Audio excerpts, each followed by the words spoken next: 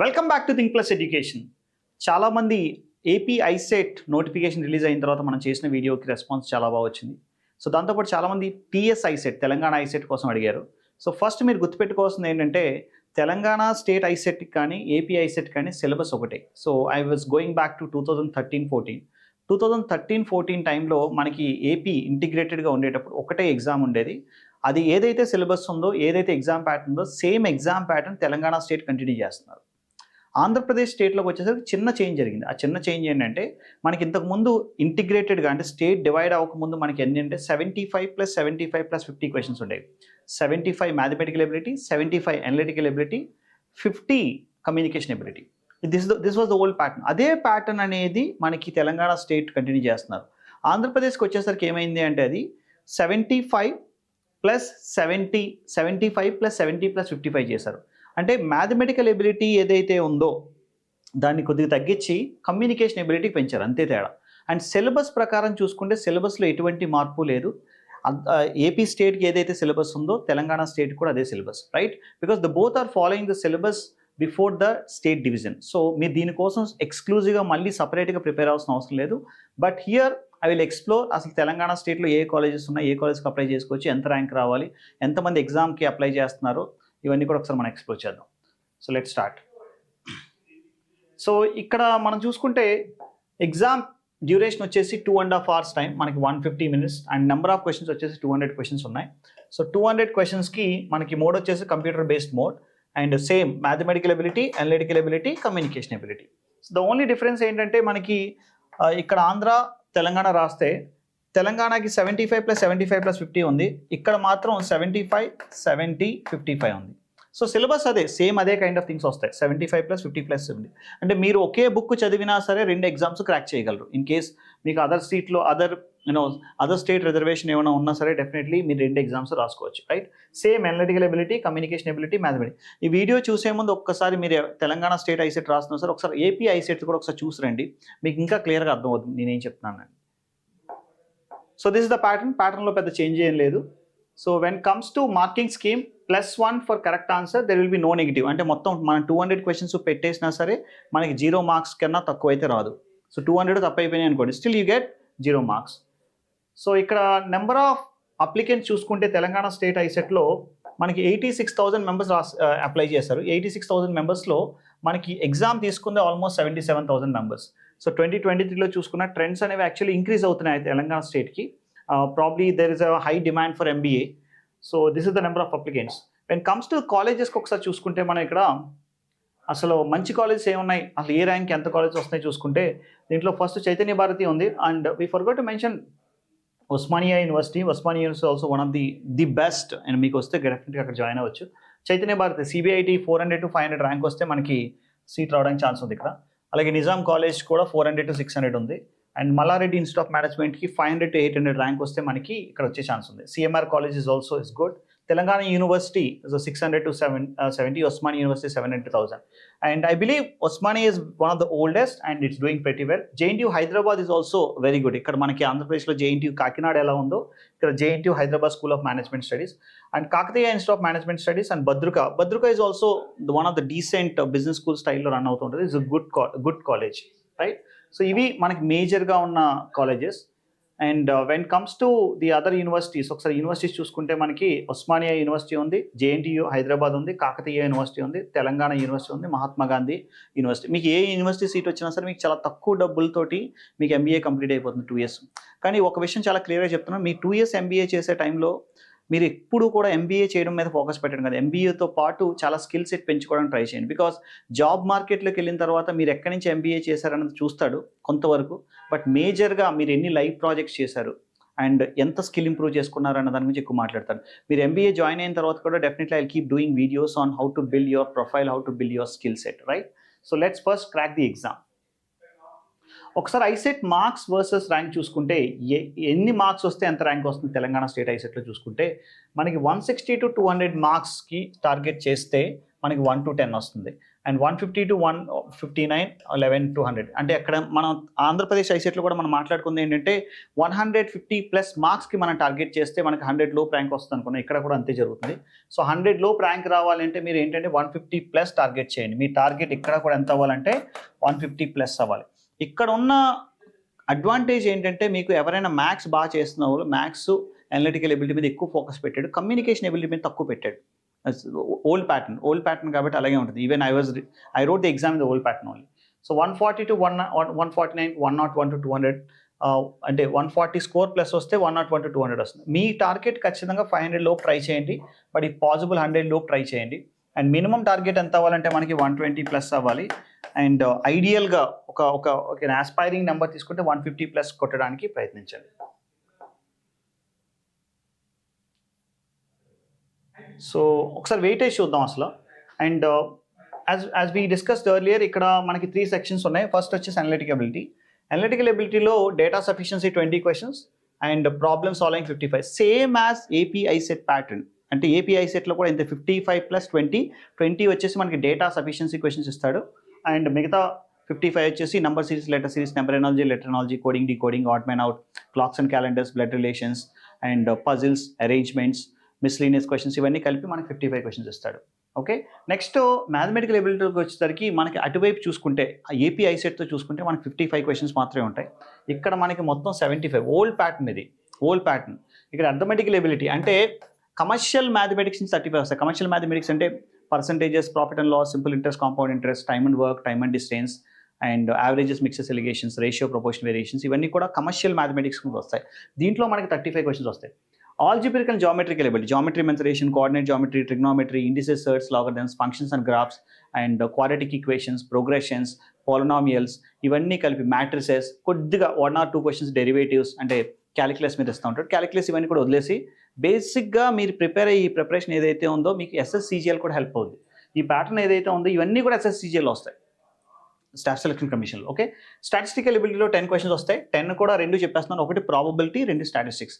Probability and statistics కలిపి 10 questions వస్తాయి. 5 probability, ప్రాపర్గా 5 ప్రాబబిలిటీ, 5 స్టాటిస్టిక్స్. ఈ 5 స్టాటిస్టిక్స్లో కూడా మీరు గుర్తుపెట్టుకోవాల్సిందంటే 10 ఫార్ములాస్ ఉంటాయి.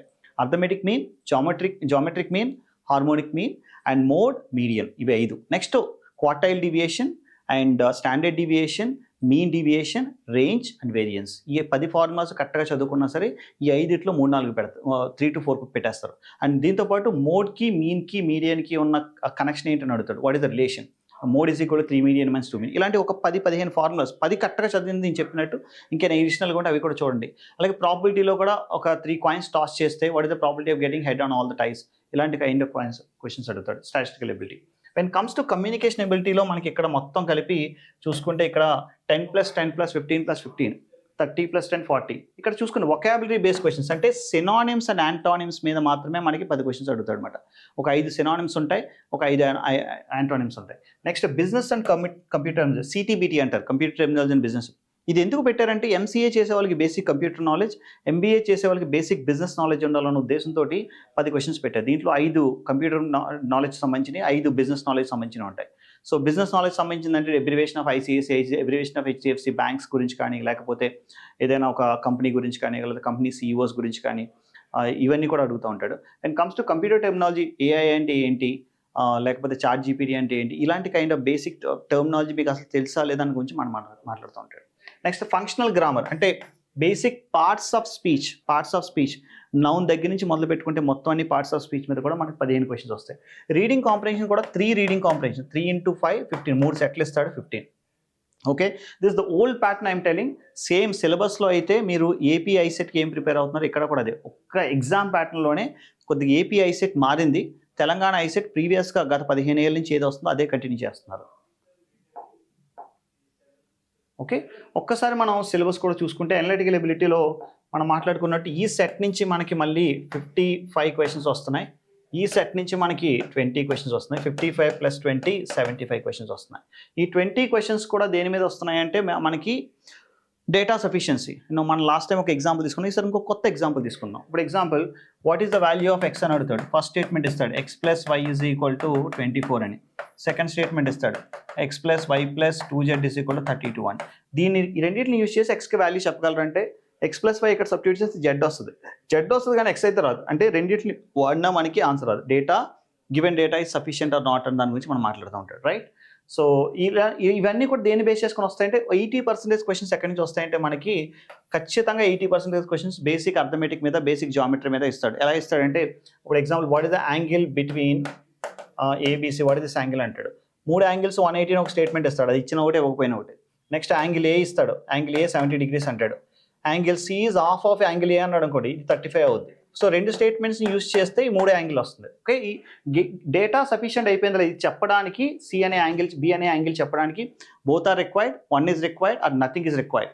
అంటే 2 కలిపిన ఆన్సర్ రావట్లేదా, 2 కలిపితే ఆన్సర్ వస్తుందా, ఫస్ట్ స్టేట్మెంట్తో ఆన్సర్ చెప్పేయచ్చా, సెకండ్ స్టేట్మెంట్తో ఆన్సర్ చెప్పేయచ్చా, ఇలాంటి kind of data sufficiency questions అనేవి మన ఈ చాప్టర్స్ మీద. అంటే మీరు అర్థమెటిక్ ప్రాపర్గా ప్రిపేర్ అయ్యి కొద్దిగా చేయగలిగినా సరే ఈ 20లో as I told earlier 15 questions ఈజీగా గ్రాప్ చేయొచ్చు. 55 సేమ్ ప్యాటర్న్, నంబర్ సిరీస్ ఎక్కువ ఇంపార్టెన్స్ ఉంటుంది, ఆడ్ మ్యాన్ అవుట్ ఉంటుంది. నెక్స్ట్ వచ్చేసి tables, bar graphs, pie graphs ఒకటి, కోడింగ్ డీకోడింగ్, ఈ 4 కూడా హై వెయిటేజ్ చాప్టర్స్. దీని మీద ఫోకస్ పెట్టండి. దీని మీద ఎక్కువ చెప్పట్లేదు, మీరు అందరూ చాలా మంది అడుగుతున్నారన్న ఉద్దేశంతో we did this video. But ఏపీఐసెట్కి ఏం చేస్తారో సేమ్ అదే చేస్తే సరిపోతుంది ఇక్కడ. అండ్ ప్రాక్టీస్ కూడా మనం రోజు క్వశ్చన్స్ పెడుతున్నాం, అవి చాలా మందికి డౌన్లోడ్ చేసుకోవడం రావట్లేదు. అది సింపుల్గా మీరు అక్కడ ఒక డ్రైవ్ది, గూగుల్ డ్రైవ్ది ఒకటి ఉంటుంది, అది కాపీ చేసి పేస్ట్ చేసినా వస్తుంది. మీకు ల్యాప్టాప్ నుంచి అయితే మీరు జస్ట్ సింపుల్గా మీకు ఆ లింక్ అనేది బ్లూ కలర్లో హైలైట్ అవుతుంటుంది, దాని మీద క్లిక్ చేసినా సరే మీకు మొత్తం డే వైజ్ మొత్తం అన్ని కూడా పెట్టడం జరిగింది అక్కడ. Okay, let's come to mathematical ability. Mathematical ఎబిలిటీలో మనం ఇంతకు మాట్లాడుకున్నట్టు దిస్ ఇస్ 35 + 30 + 10 అమ్మా. 35 వచ్చేసి అర్థమెటిక్, 30 వచ్చేసి ప్యూర్ మ్యాథమెటిక్స్, 10 వచ్చేసి స్టాటిస్టిక్స్ అండ్ ప్రాబబిలిటీ. ఓకే, ఈ 35లో బేసిక్గా అర్థమెటిక్, కమర్షియల్ మ్యాథమెటిక్స్. రేపు పొద్దున మీరు బ్యాంక్ ఎగ్జామ్స్ రాద్దామన్నా, SSCGL ఎగ్జామ్స్ రాద్దామన్నా, ఏ ఎగ్జామ్స్ రాస్తా ఉన్నా ఇది ఉపయోగపడుతుంది. SSCGLకి అయితే ఇది కూడా ఉపయోగపడుతుంది. ఓకే, సో మీరు ఇప్పుడు ఏదైతే ప్రిపేర్ అవుతుందో సీరియస్గా ప్రిపేర్ అవ్వండి. ఇన్ కేస్ మీకు మంచి ర్యాంక్ రాకపోయినా ట్రస్ట్ మీ, రేపు పొద్దున మీ ఏ గవర్నమెంట్ జాబ్ రాసినా సరే ఇదైతే మనల్ని వదలదు. This is the arithmetic part.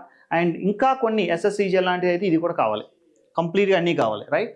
And దాంతోపాటు ప్రాబిలిటీ అండ్ స్టాటిస్టిక్స్. ఇక్కడ 10 క్వశ్చన్స్ వస్తాయి యాజ్ ఐ మెన్షన్. 5 వచ్చేసి స్టాటిస్టిక్స్ నుంచి, 5 వచ్చేసి ప్రాబిలిటీ నుంచి. ఇక్కడ 35 క్వశ్చన్స్ వస్తాయి.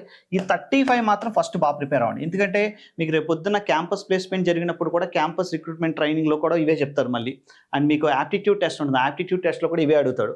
It's good to learn as much as possible. ఈ రోజు మనం చదివేది ఏదైతే ఉందో ఈరోజు ఎగ్జామ్ క్రాక్ చేయడానికి ఉపయోగపడాలి. దానితో పాటు రేపు అంటే ఒక 1.5 year 2 years తర్వాత మీరు ఏదైనా యాప్టిట్యూడ్ టెస్ట్ పెట్టినా సరే, ఏదైనా క్యాంపస్ ప్లేస్మెంట్కి వెళ్ళినప్పుడు అక్కడ కూడా ఉపయోగపడాలి. అంటే మనం చదివేది లాంగ్ రన్లో ఉపయోగపడే విధంగా ఉంటుంది. ఫస్ట్ ప్రియారిటీని అర్థమెటిక్ ఎబిలిటీకి ఇస్తాను, దీంతో పాటు తర్వాత ప్యూర్ మ్యాథమెటిక్స్, తర్వాత ఇది. ఓకే, ఫస్ట్ ఇది ఫినిష్ చేయడానికి ట్రై చేయండి.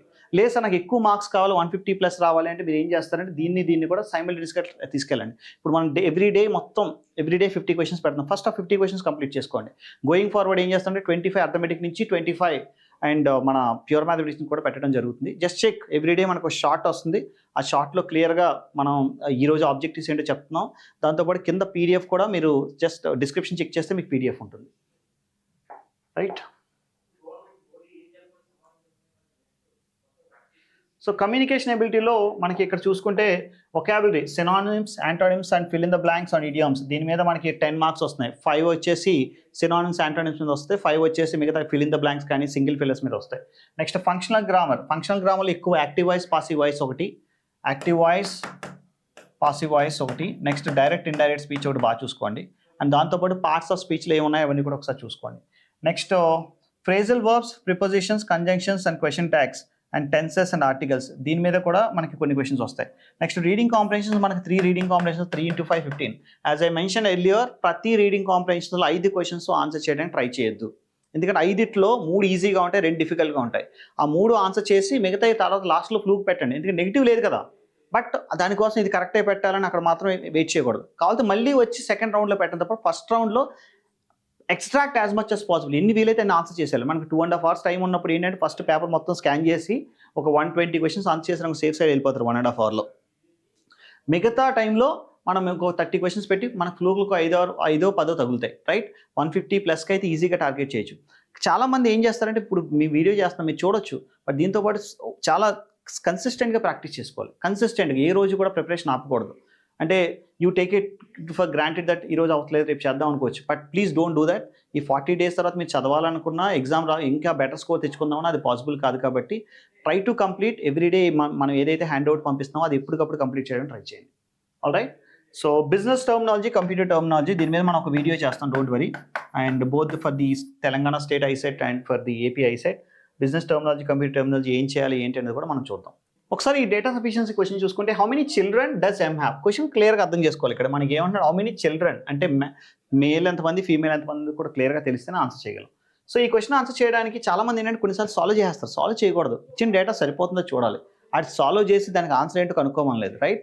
So first statement, H is the only daughter of X who is wife of M. Who is wife of M అంటే ఎం అనేది మేల్, ఎక్స్ అనేది ఫీమేల్. ఓకే, ఫీమేల్ని సర్కిల్తో రిప్రజెంట్ చేశాను, మేల్ని స్క్వేర్తో రిప్రజెంట్ చేశాను. వీళ్ళకి ఒక డాటర్ ఉన్నారు. ఓకే, ఒక daughter, so that is H. So daughter కాబట్టి మళ్ళీ దీంతో రిప్రజెంట్ చేస్తాను. But I don't know how many Sons they have. అంటే ఫస్ట్ స్టేట్మెంట్ బట్టి నేనైతే ఆన్సర్ చేయలేను. ఇప్పుడు ఫస్ట్ స్టేట్మెంట్తో ఆన్సర్ చేయలేకపోయాం కదా, ఫస్ట్ స్టేట్మెంట్ పక్కన పెట్టాలి, కంప్లీట్గా పక్కన పెట్టాలి. అంటే ఇది ఎలా చూడాలంటే, మీరు ఒక పని అప్ చెప్పారు అనుకోండి, ఆ పని ఫస్ట్ ఆర్డర్ అవుతుందో చూడాలి. ఫస్ట్ ఆర్డర్ అవ్వట్లేదు ఇంకా సెకండ్ ఆర్డర్తో ట్రై చేయాలి. సెకండ్ ఆర్డర్ ఒక్కడే అవ్వట్లేదు అనుకో, అప్పుడు ఇద్దరు కలిపి ట్రై చేయాలి. అంతేగాని ఫస్ట్ ఆర్డర్ అవ్వట్లేదని సెకండ్ ఆర్డర్ హెల్ప్ తీసుకోకూడదు. సెకండ్ ఆర్డర్ ఒక్కడితోటే అవుతుందో చూడాలి. అంటే ఇద్దరు పని చేయడం కరెక్టా, ఒకటి పని చేయడం కరెక్టా? నేను ఫస్ట్ స్టేట్మెంట్తో ట్రై చేశాను, నాకు రాలా. ఇప్పుడు ఫస్ట్ స్టేట్మెంట్ కొంతసేపు పక్కన పెట్టి సెకండ్ స్టేట్మెంట్తో ట్రై చేస్తాను. K and J R brothers of M. So K and J R brothers of M అంటే ఇక్కడ ఎంకి ఎంతమంది పిల్లలు ఉన్నారని అడుగుతున్నారు. ఎంకి ఎంతమంది పిల్లలు ఉన్నారో తెలియాలంటే కే అండ్ జేఆర్ బ్రదర్స్ అంటే సేమ్ ప్యారలల్స్ మాట, ప్యారల్. దీనివల్ల నాకు వీళ్ళకి ఎంతమంది చిల్డ్రన్ ఉన్నారో తెలియదు. అంటే ఫస్ట్ స్టేట్మెంట్తో ఆన్సర్ రావట్లేదు, సెకండ్ స్టేట్మెంట్ రెండు కలిపినా సరే ఇక్కడ ఒక చిల్డ్రన్ ఉన్నారని తెలిసింది. ఇంకా మిగతాది ఏంటంటే ఎంకి ప్యారలల్గా ఎవరు ఉన్నారో వాళ్ళ బ్రదర్స్ ఎవరో చెప్తున్నారు. అంటే దీనివల్ల ఎంకి ఎక్స్కి ఎంతమంది పిల్లలు ఉన్నారో నేను చెప్పలేను. So answer is either 1 or 2 is neither 1 nor 2 is sufficient. Answer is D for Delhi. Okay, so ఇలా జాగ్రత్తగా చూసుకొని చేసుకోవాలి. This is for data sufficiency question from blood relations. Okay, ఇప్పుడు చూడండి ప్రాబ్లమ్ సాల్వింగ్లో ఎలా ఇచ్చాడు. April 64 July. ఏప్రిల్ అంటే ఏంటి మంత్లో? జనవరి 1, ఫిబ్రవరి 2, మార్చ్ 3, ఏప్రిల్ 4. 4కి 64 అని రాశాడు. 4కి 64 అంటే ఇమీడియట్గా స్క్వేర్లు క్యూబ్లు ఇవన్నీ తెలియాలి. ఒక టేబుల్ ఇస్తాను, ఈ టేబుల్ బాగా చదువుకోండి. n square, n cube, n square minus n, n square plus n, n cube minus n, n cube plus n, n cube minus n square, n cube plus n square. దీన్ని table కింద తయారు చేసుకొని n1 వేసుకోండి, n square 1 అవుద్ది, n cube కూడా 1 అవుద్ది, n2 వేసుకోండి, 2 square 4 అవుద్ది, 2 cube. ఇవన్నీ ఏంటి ప్యాటర్న్ ఇస్తాడు. 1 4 3 వేసాం అనుకోండి, ఇక్కడ ఎంత వస్తుంది 9 కదా, ఇలా ఇస్తాడు 1 4 9 16. ప్యాటర్న్స్ అబ్జర్వ్ చేయాలి. అది n cube minus n లో ఉందా, n square minus n లో ఉందా, n square plus n లో ఉందా. ఇక్కడ 4 64 అయింది, అండ్ 4 క్యూబ్ 64 కదా. జూలై అంటే ఏమంతా చూసుకోండి. జూలై అంటే ఏమంతా వస్తుంది? జనవరి, ఫిబ్రవరి, మార్చ్, ఏప్రిల్, మే, జూన్, జూలై. 7 వచ్చింది. 7 వచ్చింది కాబట్టి 4కి 4 క్యూబ్ అయితే 7కి 7 క్యూబ్, ఆన్సర్ 343. బస్ అంతే. ఇదంతా దేని నుంచి వచ్చింది? Problem solving. అండ్ దేనికి వస్తుంది? This is called analogy drawing. ఈ రిలేషన్ ఏదైతే ఉందో సేమ్ ఇదే రిలేషన్ ఇక్కడ అప్లై చేయాలి. ఓకే, సో ఇవి problem solving questions. Communication ability. The children played joyfully and dashed in the park, their laughter echoing through the air. ఇక్కడ చూడండి, ఎకోయింగ్ అంటే వాళ్ళ సౌండ్ ఎక్కడికో వినిపిస్తుంది, రీసౌండ్ వస్తుంది. అంటే సౌండ్ గురించి మాట్లాడుతున్నాడు కాబట్టి empathy and sympathy, the both are related to the emotions. If I am able to understand others' emotions and putting in their shoes, that is empathy. If I am feeling about their emotions, నేను వాళ్ళ కోసం నీ బాధపడితే, that is sympathy, right? So this is not related to this one. Inaudible. Here echoing అంటున్నాడు కాబట్టి audible ఉండాలి. So answer is D for Delhi. So దీనికి answer వచ్చేసి audible. బికాస్ ఎలా ఫైండ్ అవుట్ చేస్తాం మనం? ఎకో అంటే ఏంటి? నేను ఏదైనా ఒక కొండ ప్రాంతంలో ఏదైనా మాట్లాడుతాను కదా, sound is actually coming back, that is echo. అంటే రివర్స్లో నాకే వచ్చి తగులుతుంది. ఎకోయింగ్ అంటే ఎకోయింగ్ త్రూ ఎయిర్ అన్నట్టు, definitely it's about the sound audibly. All the best for your exams. AP ICET కానీ తెలంగాణ స్టేట్ ఐసెట్ సంబంధించి కానీ ఇంకేమైనా సపోర్ట్ కావాలా, feel free to write in the chat box. And also మీకు live sessions కూడా జరుగుతున్నాయి. ఒకసారి మీకు లైవ్ సెషన్ చూస్తే మీకు ఆల్రెడీ ఒక సెషన్ ఉంటుంది. We're going to do some more sessions. Please keep coming. Thank you so much.